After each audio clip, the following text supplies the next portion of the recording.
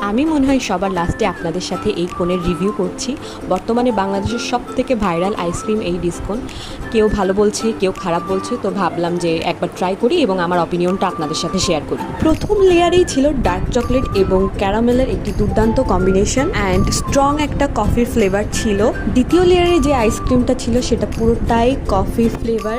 বলে রাখি যে যারা ডার্ক চকলেট বা কফির ফ্লেভার পছন্দ করেন না তাদের কাছে এটা মোটেই ভালো লাগবে না। তাদের কাছে মনে হবে যে কি কিনলাম, পুরোটাই তিতা, টাকাটাই নষ্ট।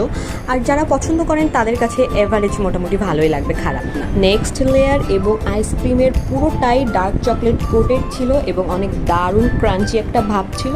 তো আমি যেহেতু ডার্ক চকলেট পছন্দ করি, আমার কাছে খারাপ লাগেনি।